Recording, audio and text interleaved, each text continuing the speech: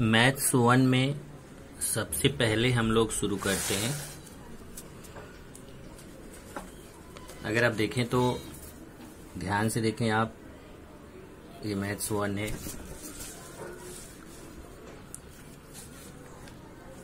अब maths 1 maths 2 का मतलब समझिए कि जैसे आप 8वीं में थे तो एक ही मैथ्स पढ़ते थे, तो वहां पे केवल मैथ्स बोलते थे या गणित बोलते थे।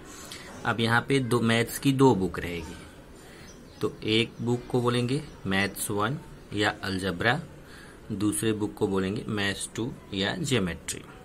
तो जैसे ये देखिए मैथ्स 1 की बुक है, इसमें आप देखेंगे तो कुल साल भर में आपको ये देखिए 7 चैप्टर पढ़ने हैं। इस 7 चैप्टर में आप फर्स्ट सेशन में 3 चैप्टर पढ़ते हैं, पहला दूसरा तीसरा, और सेकंड सेशन में आप 4 चैप्टर पढ़ते हैं। इसी तरीके से आप देखेंगे तो मैथ्स 2 की भी बुक है। ये देखिए गणित भाग सेकंड है, वो गणित भाग फर्स्ट था 9वीं कक्षा। तो इसमें भी आपके चैप्टर्स देखेंगे तो कुल चैप्टर्स 9 हैं। देखिए 9 चैप्टर हैं टोटल। 9 में से आप चार पढ़ेंगे अभी इस सेशन में, पहला दूसरा तीसरा चौथा, और बाकी जो 5 है वो दूसरे सेशन में पढ़ेंगे। तो इस तरीके से आपका ये 2 बुक रहता है। तो इसी अगर आप देखें अपने टाइम टेबल में, तो आपको टाइम टेबल में भी एक दिन मैथ्स 1 लिखा हुआ है, एक दिन मैथ्स 2 लिखा हुआ है। तो उसमें ध्यान रखिए कि जिस दिन मैथ्स 1 है उस दिन मैथ्स 1 पढ़ना है, जिस दिन मैथ्स 2 बोला जाता है मैथ्स 2 पढ़ना है। दोनों के चैप्टर्स अलग अलग होंगे। इसके लिए मैं आपको ये बोलूँगा कि अगर आप चाहें तो मैथ्स 1 के लिए अलग नोटबुक बनाएं, मैथ्स 2 के लिए अलग। पर आप अगर एक ही नोटबुक में चाहे तो बना सकते हैं। जैसे ये देखिए मेरे पास एक नोटबुक है, ये एक नोटबुक मेरे पास है। इसी में मैं क्या करूंगा कि आधा पार्ट करूंगा। ये देखिए ऐसे यहां से शुरुआत में मैं मैथ्स 1 बनाऊंगा स्टार्टिंग में, और फिर आधा पार्ट के बाद ये देखिए आधे के बाद फिर यहां से मैं आधे के बाद मैथ्स 2 बना लिया, ये बाकी आगे का मैथ्स 2। तो इस तरीके से आप एक ही नोटबुक में आधे पे मैथ्स 1 बना सकते हैं, आधे पे मैथ्स 2 बना सकते हैं। तो यहाँ पे देखेंगे तो मैथ्स 1 का पहला ही चैप्टर है समुच्चय। तो आज हम लोग आपको स्टार्ट करेंगे प्रकरण 1 पहला चैप्टर समुच्चय। ये चैप्टर का नाम है। अब इसको अगर आप देखें तो इसमें समुच्चय में पढ़ना क्या है। तो पहले तो समुच्चय ये जो है इस चैप्टर का मतलब समझ लीजिए। समुच्चय का मतलब समूह होता है। समूह आपको मालूम है, जब बहुत सारे लोग एक साथ हो, बहुत सारी चीजें एक साथ हो, तो उसको समूह बोला जाता है। लेकिन मैथ्स में सारे समूह को समुच्चय बोला जाता है, ऐसा नहीं है। जैसे यहाँ देखिए आपकी बुक है, इस बुक में देखेंगे तो आपको कुछ एग्जाम्पल्स दिए गए हैं, नीचे कुछ चित्र दिए हैं, उसमें अपने परिचय की वस्तु समूह है।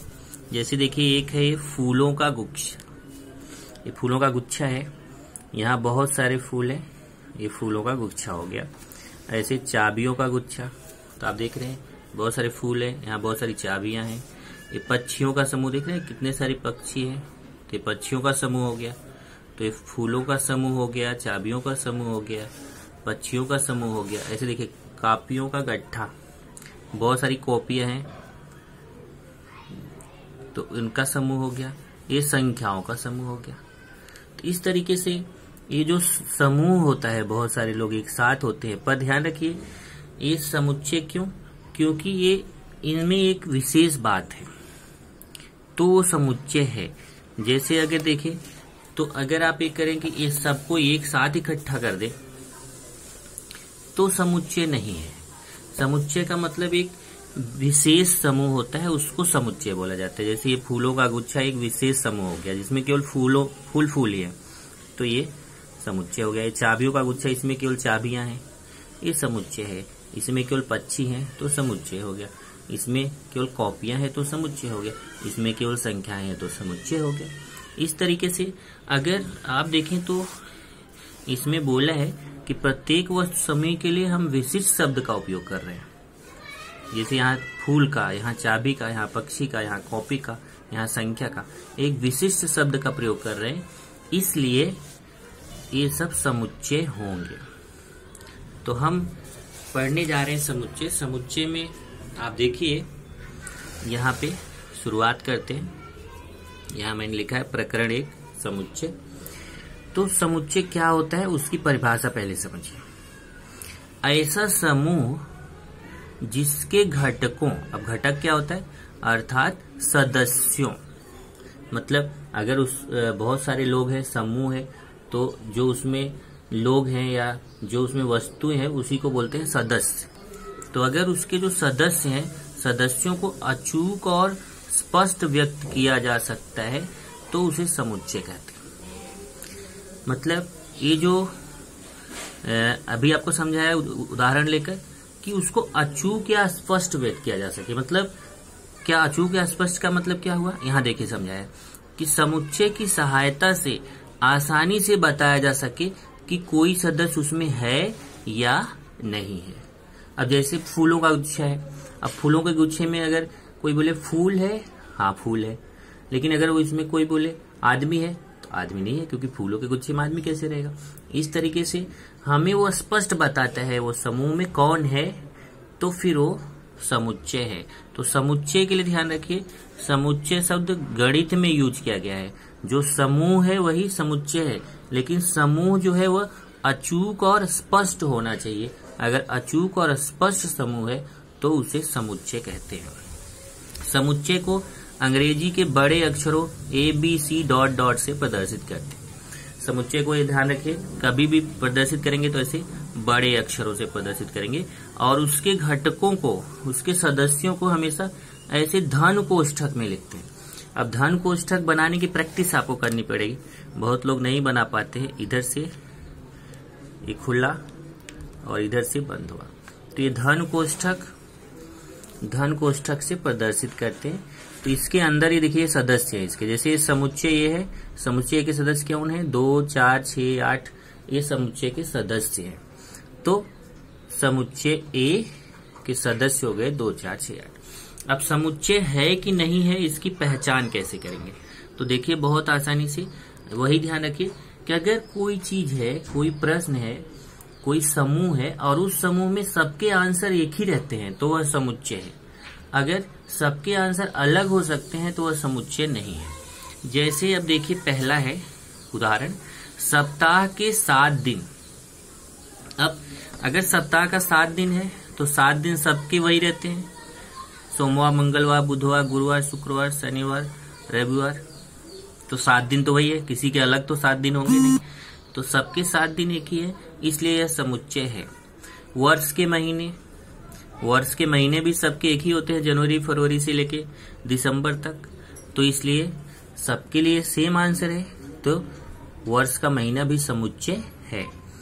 आरंभ की 10 गणन संख्या, मतलब स्टार्टिंग की 10 गिनने वाली संख्या। तो अगर मैं आपको बोलूं कोई चीज गिनना है तो आप कहां से शुरू करते हैं, 1 से शुरू करते हैं। तो स्टार्टिंग से, आरंभ से 10 गणन संख्या कौन है, 1, 2, 3, 4, 5, 6, 7, 8, 9, 10। तो इस प्रारंभ से 10 तक की गणन संख्या हो गई, 1 से लेकर 10 तक।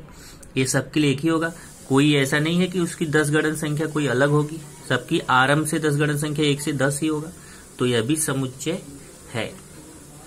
हमारे सौरमंडल के ग्रह, हमारे जो सौरमंडल के ग्रह हैं जैसे बुध, शुक्र, मंगल, तो ये जो हमारे सौरमंडल के ग्रह हैं ये भी सबके लिए फिक्स है, तो यह भी क्या है, समुच्चय है।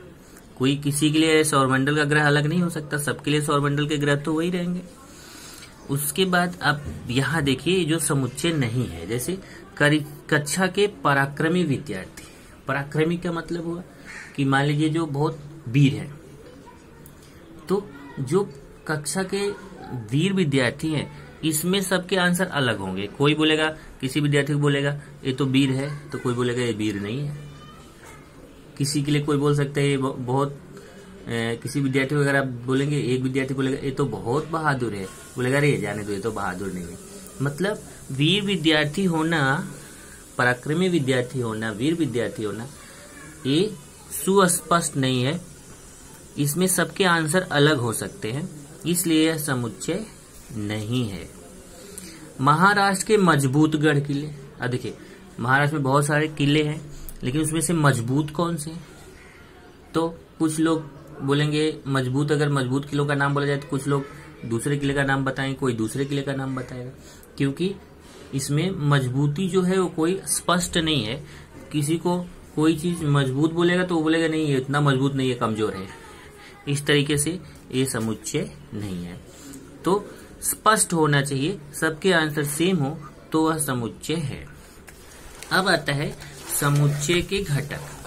तो समुच्चय के घटक देखिए क्या है, समुच्चय के घटक। तो समुच्चय के सदस्यों को ही समुच्चय के घटक कहते हैं। तो अभी जैसे आपको बताया कि ये आपका समुच्चय ए है, ये समुच्चय ए, तो इसके अंदर के जो सदस्य हैं इन्हीं को घटक बोलते हैं। जैसे ये समुच्चय ए के घटक कौन है, 2 है, 4 है, 6 है, 8 है, तो इसके समुच्चय के सदस्यों को ही क्या बोलते हैं, समुच्चय का घटक। तो समुच्चय के सदस्यों को ही समुच्चय के घटक कहते हैं। लेकिन यहाँ पे आप जानते हैं गणित जो है वह उसमें चिन्हों का प्रयोग किया जाता है।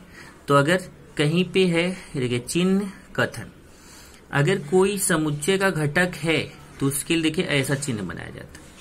कैसे बनाएंगे देखिए, ऐसे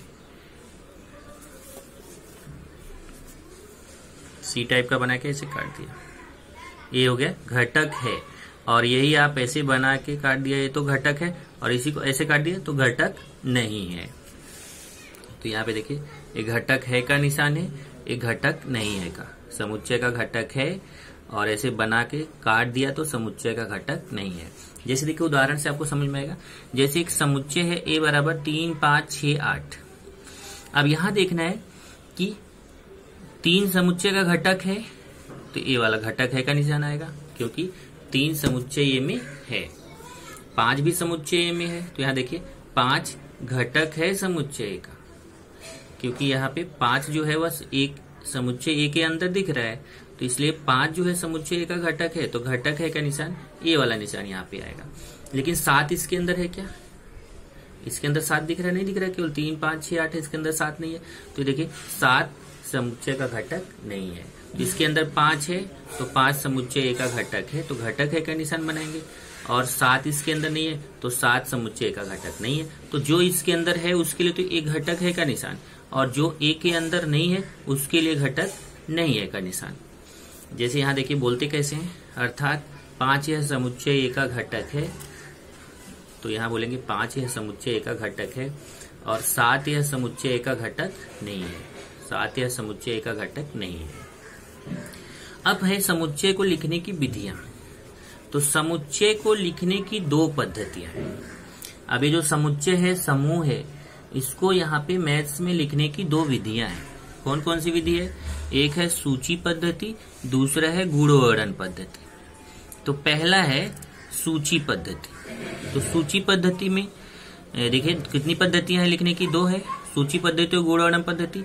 तो पहले हम लोग पढ़ेंगे सूची पद्धति क्या होता है। फिर तो सूची पद्धति में क्या करते हैं, समुच्चय के घटकों को धन कोष्ठक में प्रदर्शित करते हैं और घटकों के बीच कॉमा लगाते हैं, और घटकों को क्रम से लिखना जरूरी नहीं होता, उसको आप आगे पीछे लिख सकते हैं, और एक घटक केवल एक बार लिखा जाता है। जैसे देखिए यहाँ पे कोष्ठक, इसको तो धन कोष्ठक में प्रदर्शित करेंगे, तो ये समुच्चय को धन कोष्ठक प्रदर्शित किया, इसके अंदर कॉमा लगाया, और एक सदस्य को केवल एक बार ही लिखा जाता है।